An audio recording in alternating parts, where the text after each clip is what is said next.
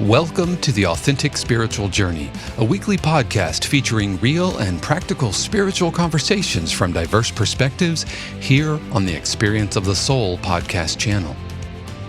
Today, episode 213, Understanding Energy. And now your host, Reverend Cynthia Alice Anderson. Hello and welcome to the Authentic Spiritual Journey. My name is Cynthia Alice Anderson. I am the host. I'm here today in 818 Studios with my producer. Hello, everybody. This is Dave Croft. Thank you so much for joining us for episode 213 of the Authentic Spiritual Journey. And as always, I want to welcome you to a brand new week. Happy Monday. Hope you had a stellar weekend. And we are so glad to have you with us today.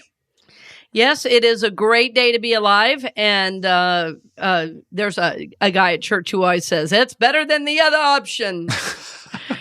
I go, it's a great day to be alive. He goes, it's better than the other option. Well, I mean, people have a lot of different options and lots of consumable audio out there or videos if you're watching this on YouTube. And so we acknowledge and appreciate you spending, this next 45 minutes or so with us today. So thank you. Yeah, thank you. Great day to be alive. Great day to be together on the show. And as always, we have a really neat show planned about energy. So Dave, give us the show title. I'm excited about it. The show title is called Understanding Energy. Understanding Energy. And what's interesting, if you remember our show from last week, when we said, hey, we've already changed this 3 times now. Well, one of those was we changed from this topic, which was the replacement for last week's topic, which is exactly what this whole episode's about. It's about understanding energy, responding to it, and listening to it. And so the fact that we're doing this show today is a result of understanding energy. Yeah, it's like we are, well, let me say it this way, and I want you to just breathe with me for a moment as you realize energy makes up the world around you. It's everywhere you are. It is the place you have your coffee in the morning. It is a butterfly I'm looking at right out my window. It's the buds on the trees. It's the bees. It's the wind. It's how you feel when you see somebody you love. It's in everything as everything. It is divine, and yet there is also negative energy that we have to deal with. So we know from science that energy can neither be created or destroyed. It simply is. And you remember last week we said the situation is what the situation is. Right? And we were talking about resistance. So now we're going to go deeper really in that topic of understanding energy. It's like, well, what are we resisting, or what is causing something to come up at a specific time? Well, psychologically, you would say it gets constellated, right? The situation or the trauma sometimes gets constellated, right? And it's asking for something new to happen. It's asking for a healing, right? So think about even the phone you hold in your hand, the vacuum you may be vacuuming as you listen, the food that you're making. It's all made of energy. It's all made of energy. And we are all energy.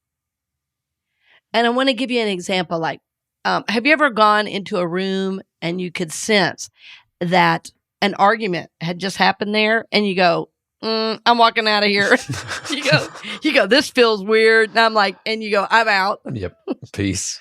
Or maybe you're the type that wants to go mix it up. If you're an 8 on the Enneagram, you say, never go to bed mad, stay up and fight. Right. So you may be that type where you want to mix it up. But most of us, if we go into a room and we can sense there was an argument, we go, And so there's nobody in the room. What are you feeling?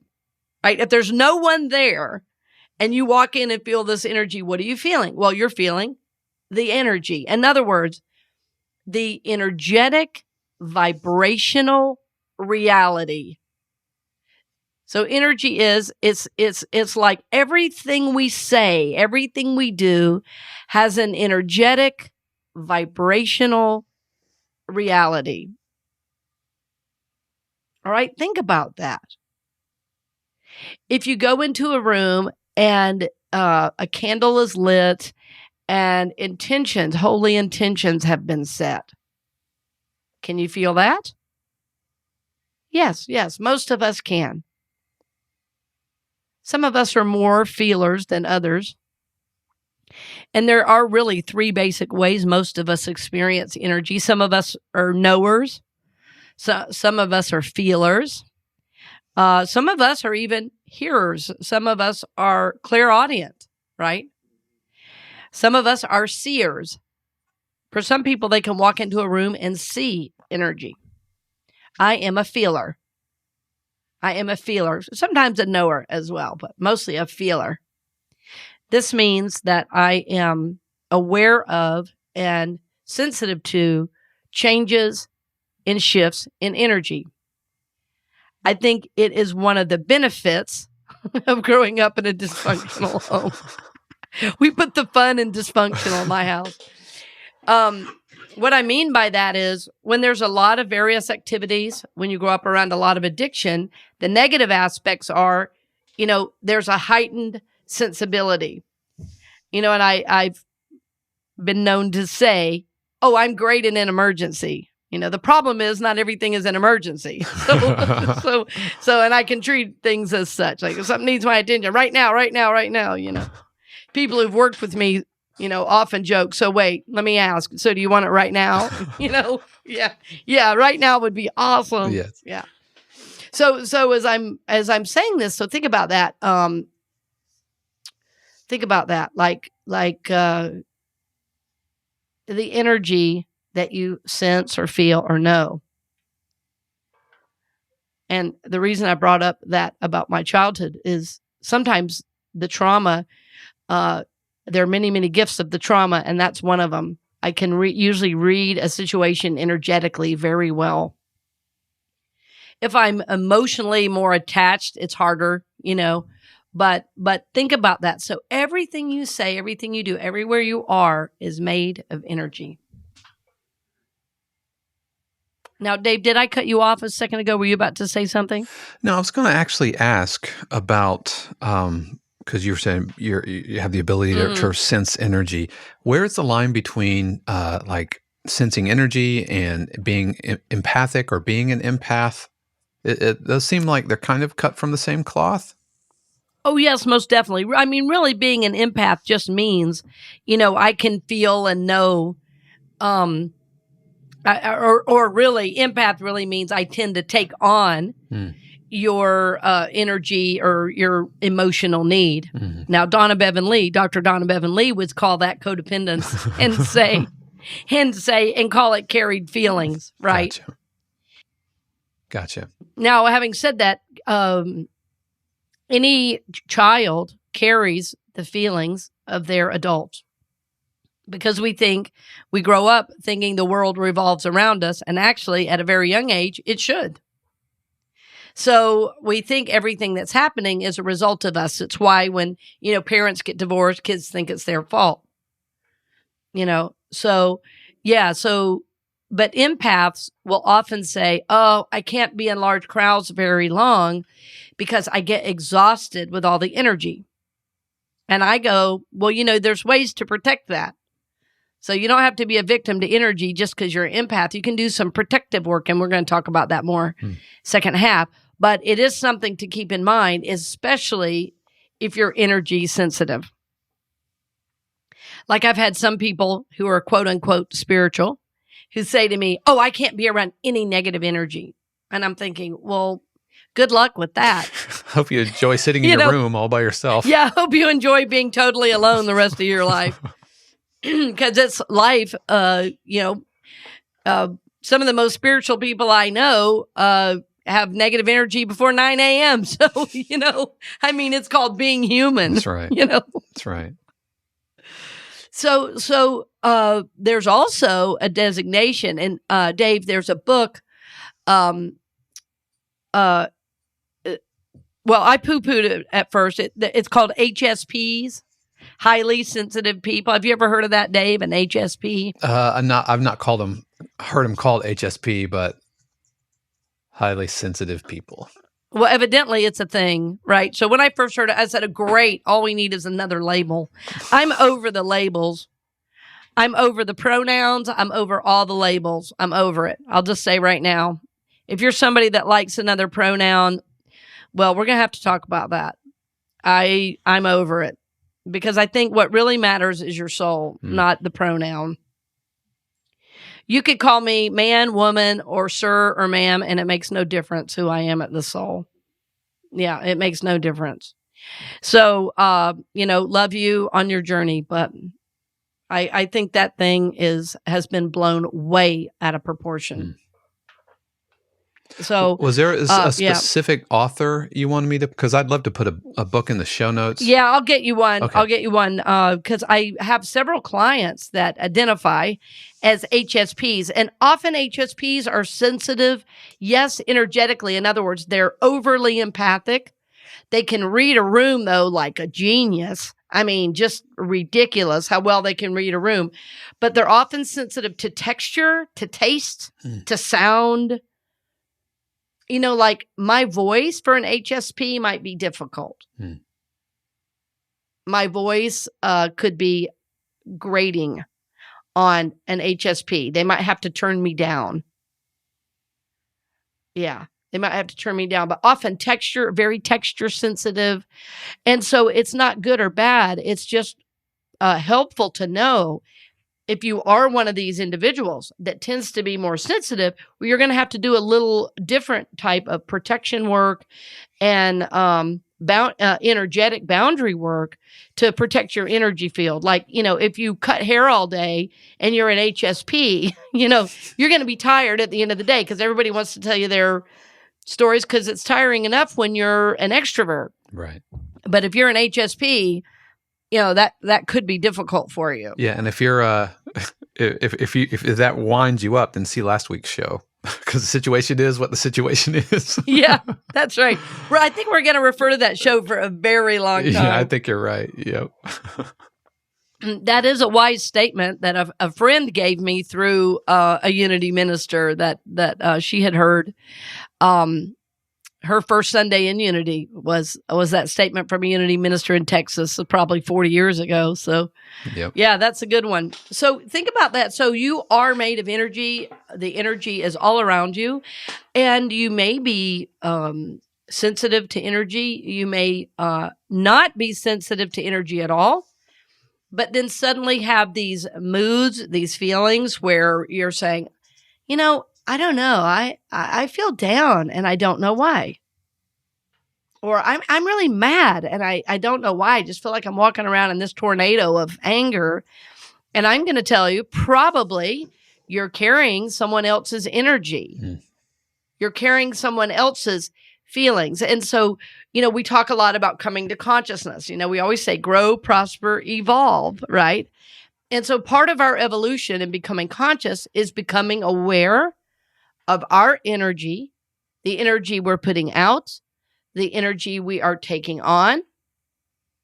And I will share with you that when I was in ministerial school and studying to be a hospital chaplain as well, so I did both of those programs back to back. In Unity Ministerial School in the past, when I went there, it was Unity School for Religious Studies. I can't remember even what it's called now, like Unity Institute or something. To me, that sounded like we needed to be put away when they named it to Unity Institute. But, and I'm not making fun of that, by the way. Of course but not, no. It was just, yeah. But I just thought that was a funny name for a school. But when I went there, it was Unity School for Religious Studies. And for 3 months, we did what's called hospital chaplaincy work, or CPE, with managers and ministers who worked in the clinical hospital setting. So I worked in the emergency room, in the ER. I worked with cancer patients. I worked in long-term care. So we'd have like a month in various areas. And I really enjoyed the work. And what I learned about myself, it was kind of a hard learning because I realized I couldn't just walk in and be my loud, boisterous self in a hospital room. Imagine. Well, now, the good news is growing up, my mom had done a lot of visitation. And so we were always in kind of ministry roles, my whole childhood. I mean, I've been in more homeless shelters than most homeless people because of my mom taking us to serve, to help others, or, handed out government surplus food, all that kind of thing. So I'd been in those type of settings my whole life. But it was different when I was dealing with somebody who was dying, right? Or like I had a patient who was a quadriplegic and asked me to unplug her, for instance. And my energy of, hey there, hi there, my energy of like, hey, welcome to the show, blah, blah, blah, blah, blah. Okay, not the energy for that type of situation. So even though my mom really modeled that, I had to learn to ratchet down my energy. And I think I had worked so hard to get back to myself that, in other words, being willing to let my big energy shine, because that was a learning too. Women in the South are not supposed to have big energy. They're supposed to be demure and passive. But my energy was like, yeah, let's get it done. Let's make it happen. My energy has always been more masculine in the way I say present in the world. And my jobs, my careers have been masculine oriented. I played percussion. I was always, for goodness sakes, I was a percussion major, the only female percussion major. I took scuba diving. I was the only female in my class. I'm now doing martial arts. I'm the only female in my class, right? So I tended to be and live a more masculine, outgoing, extroverted existence. And so learning to shift my energy as I dealt with people in the dying process, people in hospice, shifting my energy to if a patient was sleeping, ministering to a family member quietly over in the corner. In our training, even, we learned when you go into a room and there's family there, they say, who's the patient? And somebody would always say, the one in the bed. And they go, And the manager, our teachers say, it's usually the family. Usually the people in the bed are fine because they've had to come into awareness of what's happening. But the family is the one in denial, about the situation. So anyway, all that said, why am I saying all this? Hopefully you're understanding that I learned to shift my energy. And like right now, did you feel that shift? So if I'm thinking about, say, when I was at my mom's bedside in her last month of life, my energy was quiet. It was pulled in. I call that going to zero. Just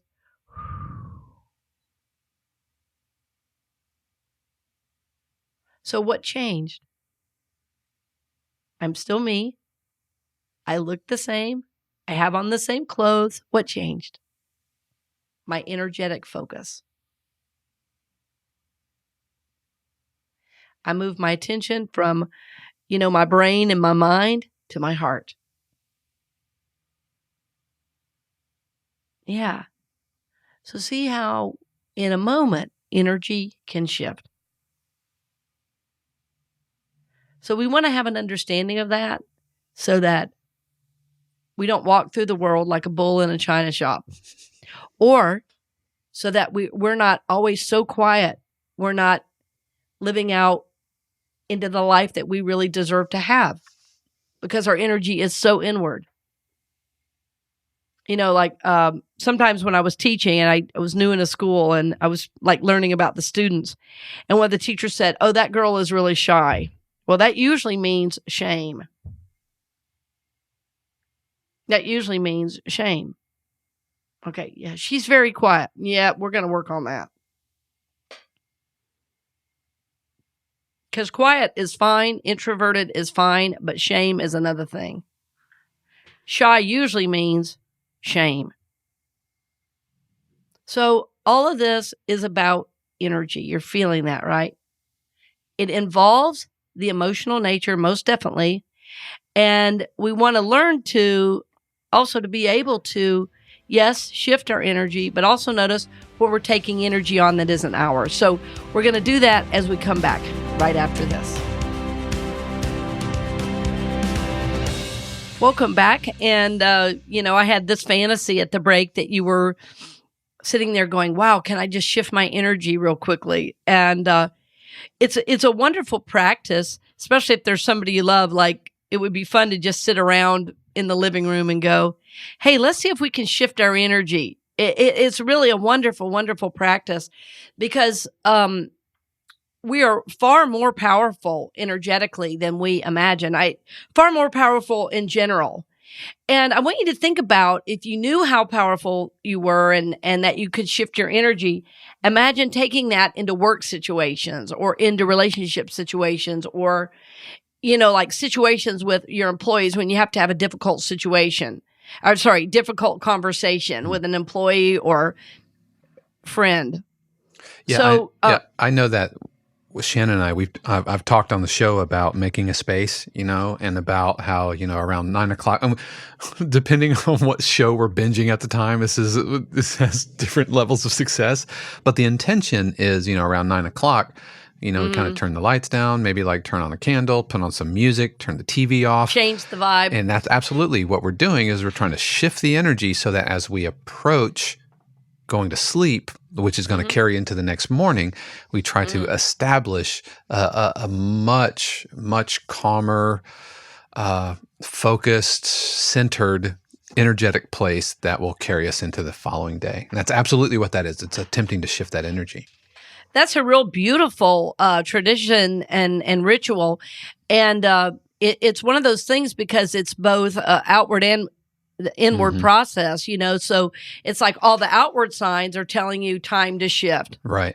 And what we'll do is if Shannon, for example, if Shannon's in there brushing her teeth, then what I will do is I will, get the lights down, turn the music on, and I will actually make the bed, And likewise, if she's in there in the bedroom and I'm doing something else, then we'll come back finishing up or whatever. Yeah, and so it's definitely a back and forth kind of a thing. And walking in, and the candles are there. There's like relaxing music from Spotify, and my bed is like turned. It's like turn down service. It's like it immediately it shifts immediately. Totally. And you're talking about something important, is that sometimes the aid of outside things can be super, super helpful in shifting, especially if this idea is new to you. Like, most of us don't even learn, that we are capable of doing this. Right. And so the other piece I wanted to mention as we're talking about this is just learning to sense the positive and negative energy around you too. It's like, you've heard of people talk about your aura, and I always say your soul, but your soul and your aura are basically one and the same, because what people are saying when they're saying your aura is your etheric energy. And so your soul goes beyond your skin. Like, we think, oh, this body houses the soul. I mean, yes, it does.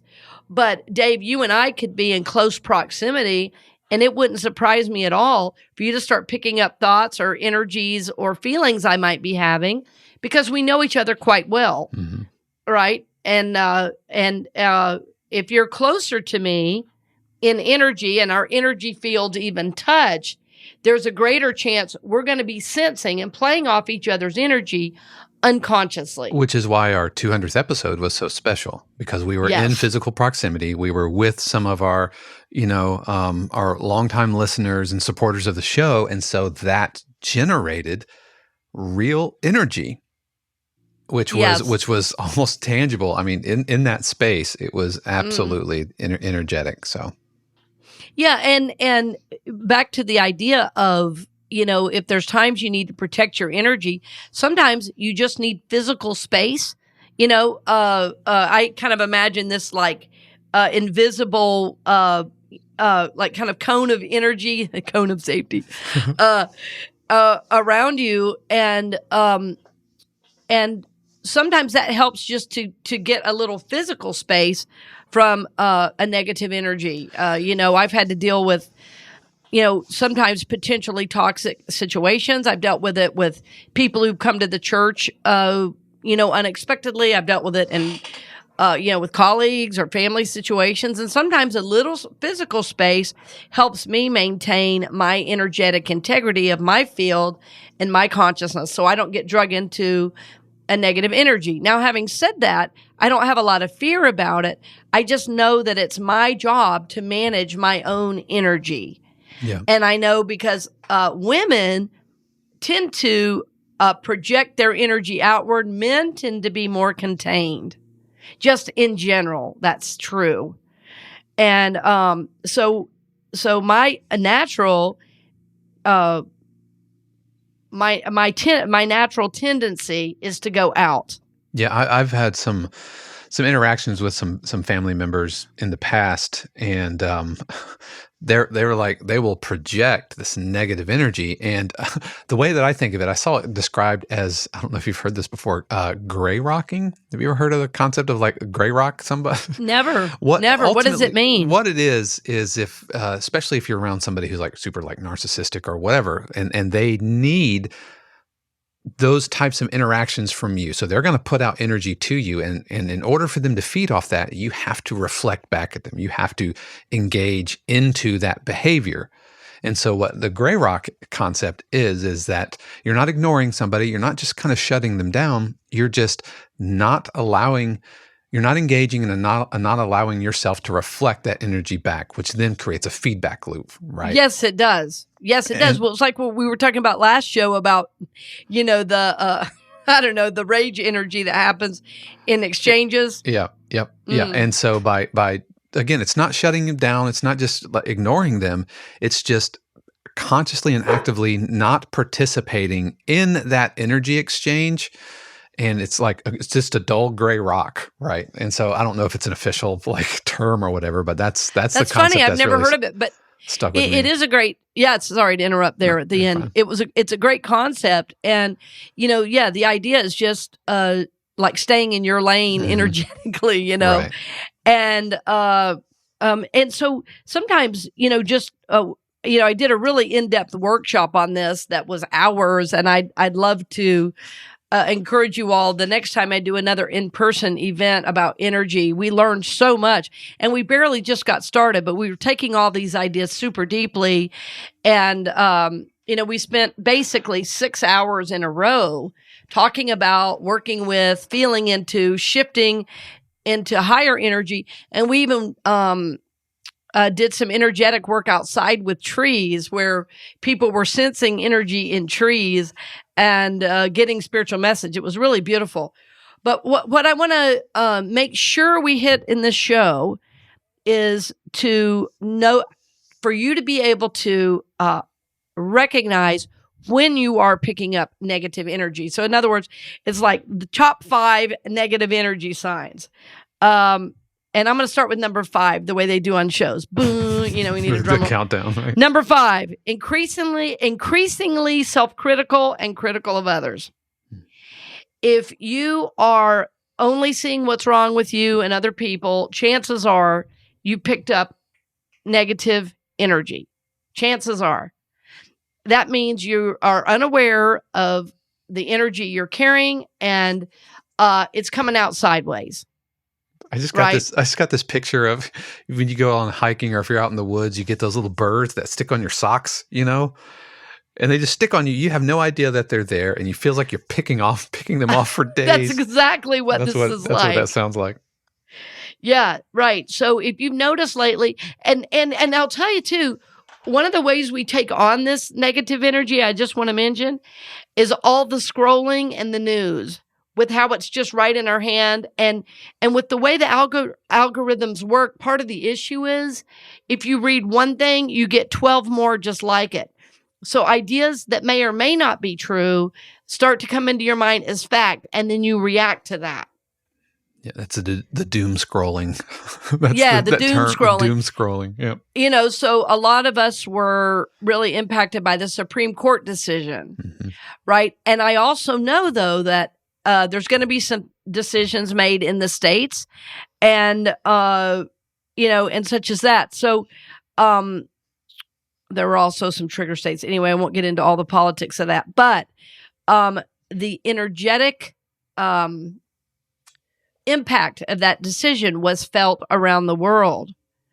And so it doesn't mean, okay, well, now we have somebody to blame. Let's walk around in this rage. It means, boy, I've got to deal with this because I still have a family to look after. I have a job to do.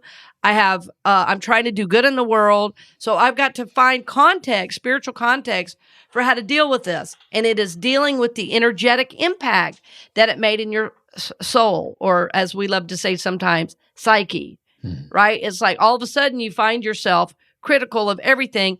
Well, you've probably picked up negative energy you're not even aware of. So that's number 5. Number 4, anger that builds up and only seems to get worse. That's often a result of stress. It's often a result of not dealing with situations when they come up, right? And so instead of dealing with it, we get passive and we let it go by. Does that make sense what I'm saying on that one, Dave? It's like we go, oh, I'll deal with it later. Oh, I'll deal with it later. And then suddenly it's like, oh my God, I'm going to blow if anybody says, how are you? Yeah, absolutely. I hate to admit it. It happened to me recently where somebody said, how are you? And I go, I'm not sure I can answer that right now. I was just found that I was really in my anger. I have a very, I can have a very complex internal emotional reaction.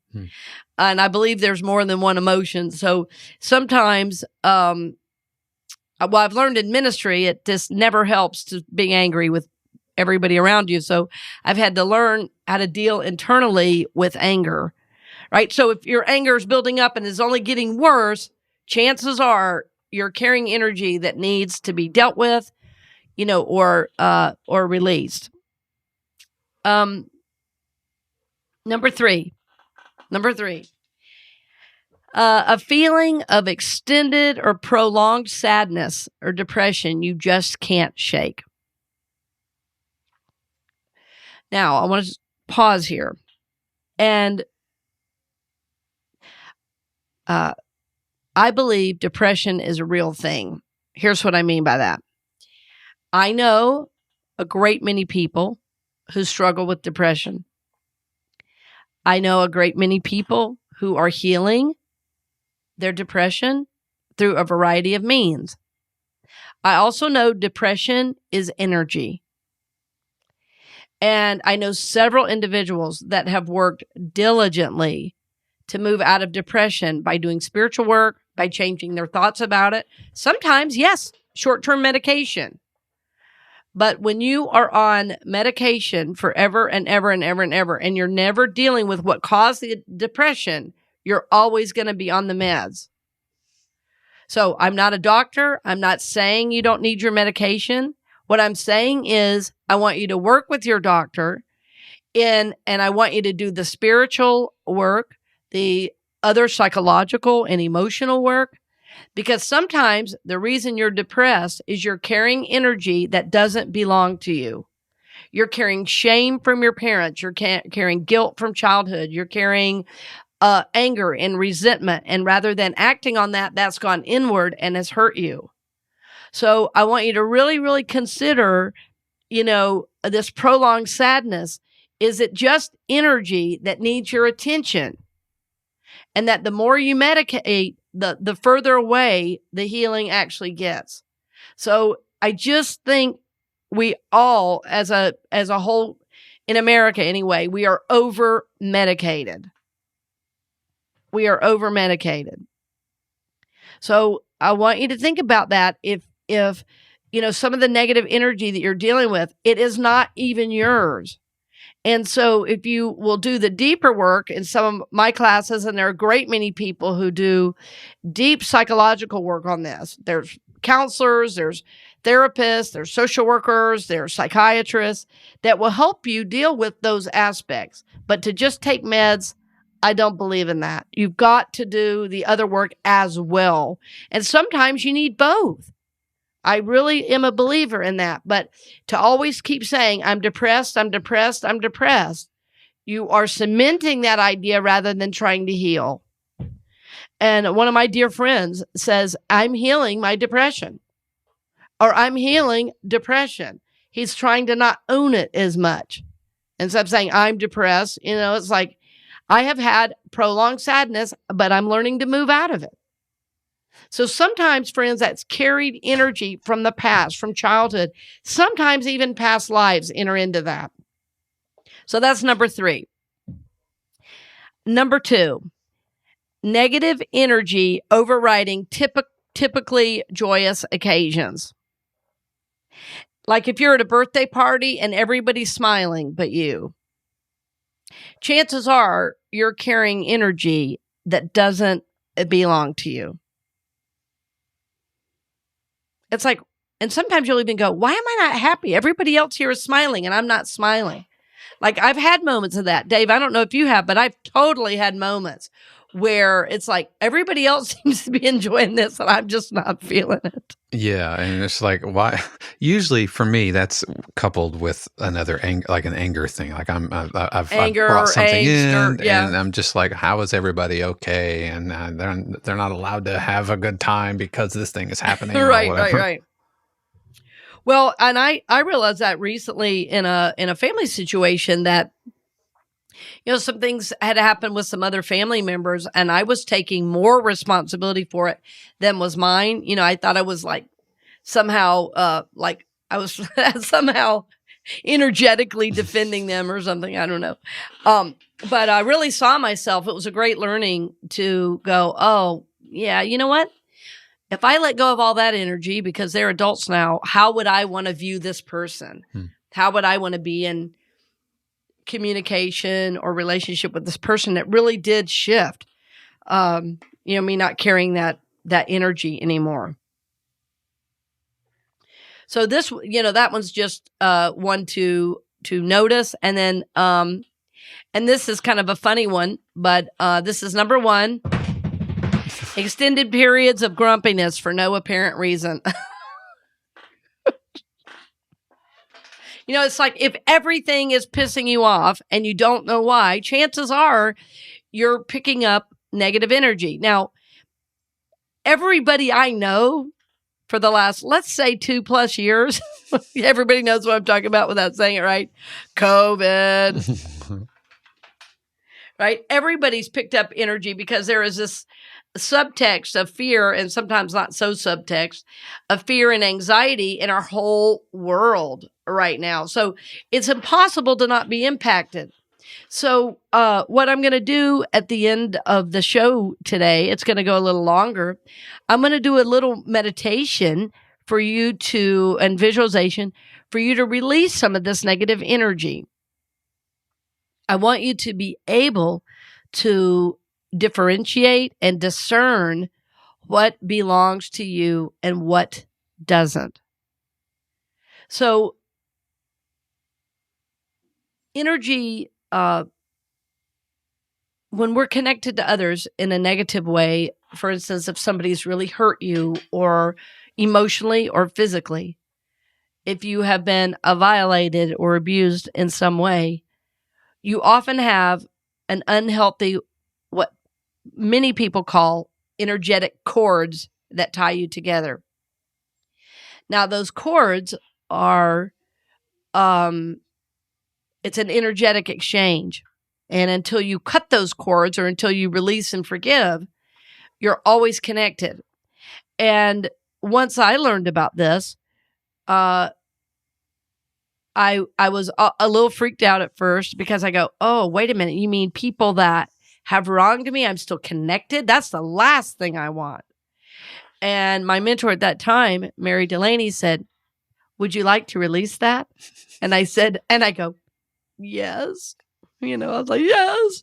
Well, that's she said, well, let's just do it. Yeah. That's essentially the same as saying, you're letting somebody live rent free in your head. Oh, exactly. Yep. Yeah, exactly. And, what we don't understand is, there's also, healthy energetic attachments. But the truth is, you're supposed to be an independent, like even with my son, who I just absolutely adore, at least a time or two a year, I do release work with him. So I'm not having some, energetic, pull on him that unnecessarily. I have my moments of being, wanting certain things or desiring certain things. And it's like, you know what? That's none of my business. He's his own soul. I'm gonna subtract my energy out of this and let him live, So yeah, this cutting cords and this releasing energy that we've carried of others can be very, very helpful. So I thank you for listening. And if you're driving, I want you to turn it off now and pause and come back. We're going to end the show a little differently today, which is for, I just feel really guided to do a meditation of release. And I've been wanting to put on some more meditations anyway. So you'll be getting some of those into the feed at a later time. But we wanted to end today, since we talked so much about energy and taking on energy, with giving you a short meditation of release. And I want to acknowledge Shannon Croft's piano music that we use with permission behind this. Shannon and Dave have been a gift to me and are very generous with the use of their music. So I invite you, if you are driving, to pause. As we used to say, pause the tape. Please pause and do this when you can really focus. I'm saying this, friend, because your soul deserves your full attention, and you will put others at risk if you listen to this as you drive. So please do this, and I would really recommend you doing this before bed and taking this clear energy into sleep. And ideally, after this meditation, you would do a cleansing Epsom salt bath or some other ritual or journal, so that you can really release this energy for good. This is our hope for you. So we will now move into a time of meditation. So I invite you to breathe deeply now.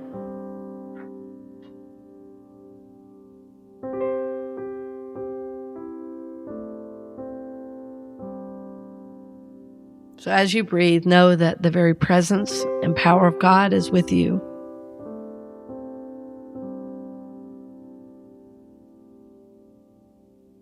The energy of the sacred is who you are. It's who you've always been. And it's how you're meant to live.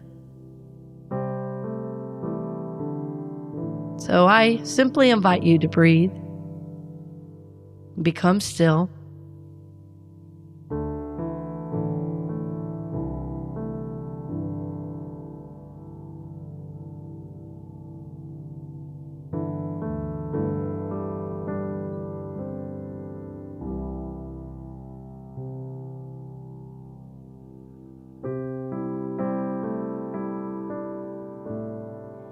as you breathe, just imagine the light of God surrounding you and enfolding you.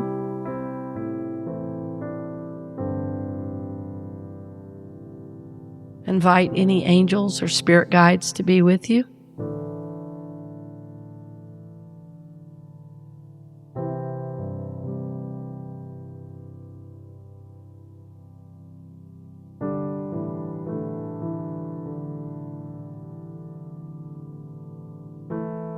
And just say out loud, I ask for spiritual help, support, guidance, and protection in the work I'm about to do.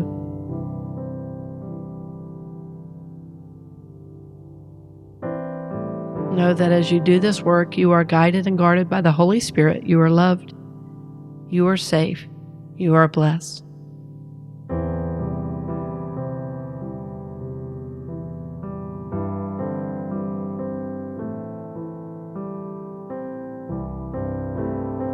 So from this place of safety and and love, knowing that you're connected and protected. I invite you to bring a situation to mind that's been difficult for you. It could be from the past or in the present moment.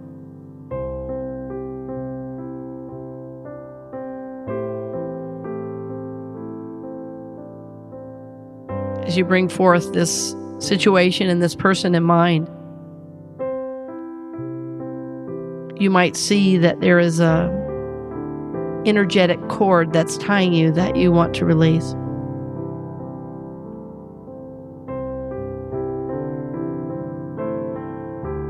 So scan your body for any cords that may be attaching you energetically. You ask for your eyes to be open to this negative energetic cord that's tying you together.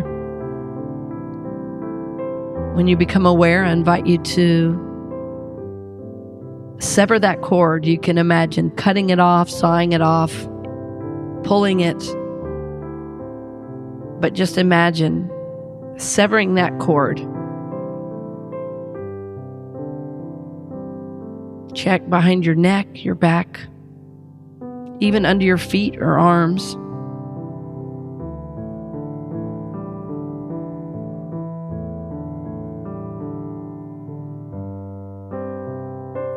As you sever those cords one by one, your angel comes behind you and seals it and fills it with gold.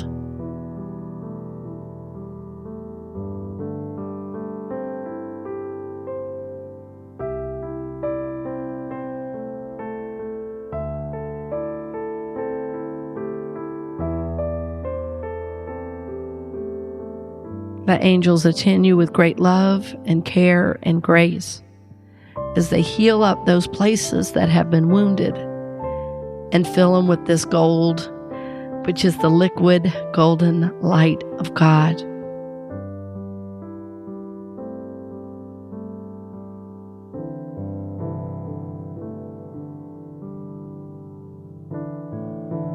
And now as this feels complete, imagine a golden ball in front of you, and this ball is unlimited goodness. It is the light of God. And now that you've cleared your energy field, you're going to speak to this person and say, now, instead of attaching to me, attach to this ball of light. So just visualize this happening. This golden ball of light and this energy that wants to attach to you can't get to you now because it's going into this golden ball of light.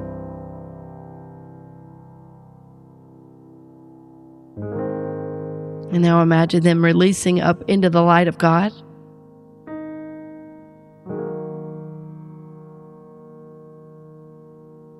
And now you are present in this place, feeling and sensing your wholeness, your clarity of energy.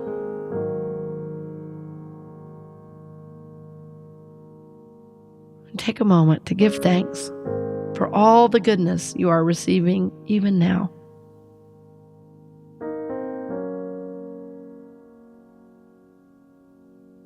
Breathe this new energy in as your reality that you don't have to have anyone pulling on your energy. You are loved, you are safe, you are supported, you are blessed. You may want to affirm for yourself, I am guided and guarded by the Holy Spirit. I am loved. I am safe. I am blessed.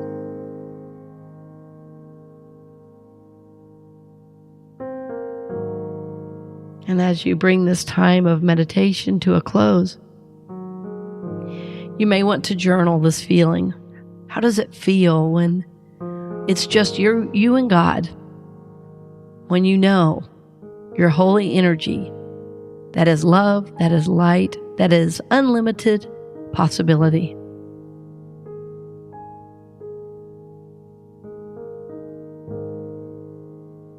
As you come back into the room, into this time, into this place, just know your energy goes with you always. And that should you want to return to this time and place, you can do so at any time. using this meditation as often as needed. So as you go throughout your day and your journey, dear friend, we are blessed and honored to support you. And so it is. Amen.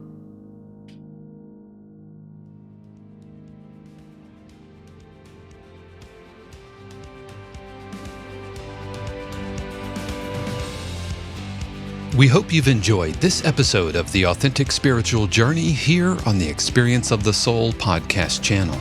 This channel is made possible because of listeners just like you. If you would like to support the channel with your tax-deductible contribution on an ongoing basis or through a one-time gift, head over to experienceofthesoul.com/support. The Authentic Spiritual Journey is copyright 2022, Cynthia Alice Anderson, all rights reserved. Our theme music is composed by Dave Croft and used with permission from RR Hot Publishing. The Experience of the Soul podcast channel is a production of 818 Studios.